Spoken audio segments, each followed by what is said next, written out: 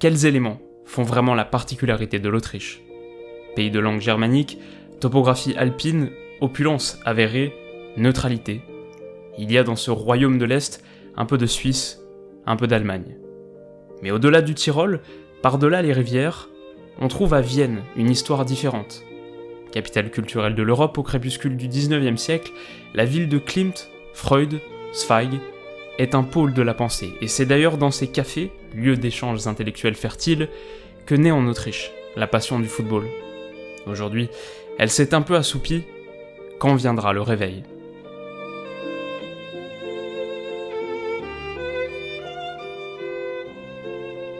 Yo les amis, j'espère que vous allez tous très bien, et je suis super content de vous retrouver pour le 8ème épisode de retour, déjà un tiers du parcours, et vous commencez à connaître la liste, mais après avoir parlé de l'Italie, de la Finlande, de la Turquie, du Pays de Galles, de la Suisse, de l'Ukraine et du Danemark, samedi dernier, on s'intéresse ce matin à l'Autriche, nation discrète, sélection silencieuse, s'il en est, et qui a obtenu son billet pour l'Euro 2020 dans un confort relatif, en chutant face à la Pologne, à Vienne en ouverture des phases de qualif 1-0, puis en concédant un lourd revers en Israël 4-2 après avoir pourtant mené au score. L'Autriche a dû batailler dur pour inverser la tendance, et ses courts succès contre la Slovénie ont été cruciaux, comme les 2 victoires face à la Macédoine du Nord, absolument vitales. C'est sans surprise que la Lettonie et son gardien le plus inspiré terminent dernier. L'Autriche, elle, se sera bien redressée, et un ton en dessous de la Pologne, qu'elle ne battra ni à l'aller ni au retour, sa seconde place est méritée. Alors comme d'habitude, on enchaîne avec un petit point histoire, et celle de l'Autriche avait très bien démarré dans les années 30, la célèbre Wunderteam, entraînée par Hugo Meissel, déchaîne les passions, devient la première sélection européenne à battre l'Écosse, remporte la Coupe d'Europe centrale en 1932, porte aux yeux du monde le génial Matthias Sindelar, joueur cérébral et créatif qu'on surnomme Mozart du football, et qui meurt également à 35 ans, probablement assassiné par un régime nazi qu'il dénonce. Alors, la Seconde Guerre mondiale et l'annexion de l'Autriche vont brutalement freiner son développement footballistique, mais les années 50 seront moins grises. 20 ans après avoir atteint les demi-finales du mondial 1934, les partenaires d'Ernst Happel y retournent en 54 et finissent même 3ème en battant l'Uruguay à Zurich. Bon, le problème, c'est que la suite est nettement moins glorieuse, à part une Coupe du Monde 78 honorable et un beau tournoi Dance Krankel, un second tour en 82, mais entaché par le célèbre match de la honte. La sélection autrichienne enchaîne les déceptions. Le dernier en date, c'est bien sûr celui de l'Euro 2016, où, après une campagne de qualification prometteuse, les hommes de Marcel Koller terminent à la dernière place d'un groupe pourtant relativement abordable. Du coup, Koller est parti et a été remplacé par Franco Foda, ex-joueur de Bundesliga, notamment à Leverkusen dans les années 90, coach de Sturm Graz en Autriche pendant presque une décennie. Il est un peu remis en question en ce moment pour sa capacité à intégrer les jeunes pousses de la sélection, comme dans de nombreux pays. Il y a une génération assez prometteuse qui arrive en Autriche, mais dont le développement est parfois freiné par la présence de vétérans. Alors c'est pas nécessairement le cas au poste de gardien, où la hiérarchie n'est pas encore véritablement dessinée et où on pourrait retrouver Stankovic de Salzbourg, qui a disputé la Ligue des Champions cette saison. C'est davantage le cas un cran plus haut, où la pépite Maximilian Wöber, 22 ans, passé par l'Ajax, Séville et jouant actuellement à Salzbourg, est barré par un duo plus âgé. D'abord l'indéboulonnable Aleksandar Dragovic, 29 ans et homme de confiance de Foda, mais déjà sur le déclin, jouant très peu du côté de Leverkusen, seulement 6 titularisations en Bundesliga cette saison. Ensuite, Martin Hinteregger, 27 ans, pilier d'un Francfort à la dérive, 12ème de Bundesliga. Et si on doit relever une information un peu remarquable au sujet de Martin Hinteregger, c'est qu'il est avec 7 réalisations le meilleur buteur de l'Eintracht cette saison, toutes compétitions confondues, à égalité avec Gonzalo Paciencia et une unité de plus que Daichi Kamada, Filip Kostic ou André Silva pour un central, c'est pas commun. Donc voilà, en attendant qu'une place se libère, Maximilian Wöber ronge un peu son frein, comme Stefan Posch d'Offenheim, 22 ans aussi, quelques titularisations en éliminatoire à la place d'Hinteregger, parfois également en tant que latéral droit où il a inscrit un but décisif en Slovénie, et où l'Autriche manque de profondeur, car si Stefan Leiner est un très bon joueur, titulaire indiscutable à Gladbach qui flambe cette saison, rapide et endurant, et il fait à l'occasion un super piston, sa doublure, elle, se fait vieille. Christopher Trimmel, 33 ans, capitaine de l'Union Berlin, a été appelé pour disputer les dernières rencontres d'éliminatoire.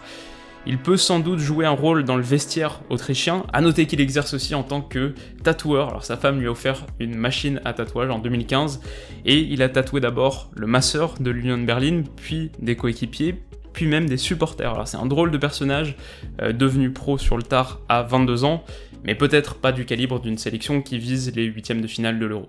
Alors côté gauche ensuite, on pourrait s'attendre à voir David Alaba, mais il joue un cran plus haut en tant que milieu offensif, on connaît sa polyvalence, et pour une équipe qui n'a pas la profondeur d'effectif ou le talent collectif du Bayern, ça semble pertinent de lui attribuer un rôle où il aura davantage d'impact. Du coup on retrouve à sa place Andreas Ulmer, encore un joueur d'expérience, 34 ans et capitaine de Salzbourg en D1 autrichienne. Salzbourg qui, à l'heure où je vous parle, a particulièrement mal digéré la double perte d'Erling Haaland et de Takumi Minamino. Ils viennent d'enchaîner 4 rencontres de championnat sans victoire, 2 nuls et 2 défaites, alors qu'ils avaient pourtant très bien démarré la saison. Du coup, on a un peu de piment en Autriche cette saison, et c'est LASK, le club de Linz, qui est leader, qui réalise un excellent exercice, qui a notamment éliminé un très bel Alkmaar en Europa League, et qu'on aura l'occasion de voir contre Manchester United cette semaine. On revient à notre liste et on monte un cran plus haut où on retrouve encore un vétéran, Julian Baumgartlinger, un joueur que j'appréciais particulièrement en 2016-2017, capable d'être un excellent récupérateur et doté d'une première passe intéressante, mais à 32 ans, il décline à relativement peu jouer en 2020, cristallise les frustrations des suiveurs de la sélection malgré son statut de capitaine, est bien épaulé en revanche par le superbe Konrad Laimer. Alors là on a un vrai bon joueur indiscutable dans le Leipzig de Nagelsmann, qui pourtant a l'habitude d'opérer un fort turnover, lui ne bouge pas, il a 22 ans, il représente l'avenir de l'Autriche, a le potentiel pour faire un très beau tournoi. C'est au moins autant le cas de Marcel Sabitzer, son camarade de club, qui est un peu plus âgé, 25 ans, mais continue de monter en puissance, à disputer tous les matchs de Leipzig cette saison, sauf le retour contre l'OL. Milieu offensif délicieux qu'on retrouve très souvent sur l'aile droite aussi, c'est le cerveau de l'Autriche. Et il est dans la forme de sa vie en ce moment. Alors à ses côtés, on devrait retrouver Valentino Lazaro, qui a joué quelques bouts de match du côté de l'Inter en tant que milieu droit, avant d'être prêté à Newcastle, où il alterne entre un poste d'ailier droit en Cup et de latéral droit en Première Ligue. À 23 ans, c'est indéniablement un joueur talentueux, il lui faut maintenant enchaîner les saisons pleines. Enfin, on retrouvera en pointe le caractériel Marko Arnautovic, qui a quitté West Ham l'été dernier pour rallier la Chine, qui reste un mec pas tout à fait comme les autres. Alors j'ai vu tous les buts de l'Autriche sur leur phase de qualif, et il y en a au moins 2 où il va embrouiller le défenseur dans la foulée, c'est un sacré personnage, mais à 30 ans, toujours capable de vrais coups d'éclat. Du coup, sur le banc, on devrait retrouver le vétéran Stefan Ilshanker, mais peut-être surtout Florian Grillitsch d'Hoffenheim, qui avait été assez remarquable l'année dernière. Xaver Schlager de Wolfsburg, 22 ans, fait partie des joueurs à suivre. Aucune sélection pour l'instant, mais Adrian Gerbic, sensation clermontoise en Ligue 2, pourrait être l'invité surprise de Franco Foda. Donc voilà, on a quand même un 11 qui est plus qu'intéressant, il y a des zones de faiblesse évidentes, c'est clair, notamment derrière, de manière générale ça commence un peu à vieillir aussi, mais t'as quelques joueurs de calibre élite, alors Alaba bien sûr, mais je pense peut-être surtout à Marcel Sabitzer et à Konrad Laimer, à voir dans quel état physique ils arriveront cet été en revanche, parce qu'ils réalisent tous les deux une saison absolument démentielle, ils sont à 5000 minutes de temps de jeu cumulé, et on n'est que début mars, à voir s'ils surperforment actuellement, parce que placé dans un collectif performant comme à Hoffenheim, Nagelsmann réussit à tirer le meilleur de son groupe, et sans doute qu'en sélection ce sera moins bien huilé, mais voilà, leur rendement sera au cœur de la réussite autrichienne. Après, il faudra réussir à s'extraire d'une belle poule. On a parlé de l'Ukraine il y a 2 semaines, ils les joueront en clôture du groupe à Bucarest.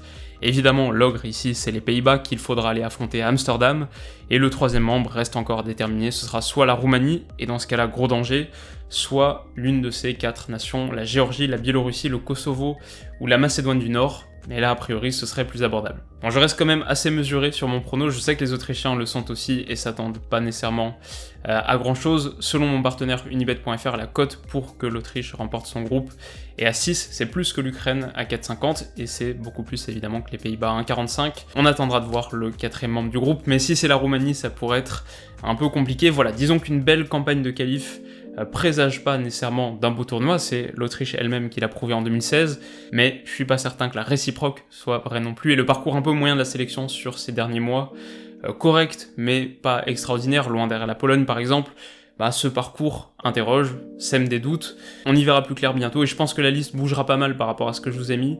Pas nécessairement le 11 me semble pas loin de la réalité, mais au niveau des remplaçants, il y a encore beaucoup d'incertitudes, beaucoup de joueurs qui pourraient être appelés ou écartés, donc à voir, mais pour l'instant, disons que je suis pas très optimiste, et pour l'instant, je vois pas l'Autriche sortir des phases de groupe. Bon, en tout cas les amis, c'est la fin de ce 8e épisode de Retour, et j'espère comme d'habitude qu'il vous aura plu. On se retrouve de notre côté très vite, puisqu'on se retrouve lundi pour ma preview de cette semaine absolument décisive de Ligue des Champions. Mercredi matin pour parler de Leipzig-Tottenham, jeudi matin pour débriefer évidemment PSG Dortmund, et enfin samedi prochain, samedi 10h, comme à l'accoutumée pour le 8e épisode de retour. Donc très belle semaine en perspective. D'ici là, comme d'habitude, passez une excellente journée, un très bon week-end, et puis prenez soin de vous surtout. Bisous.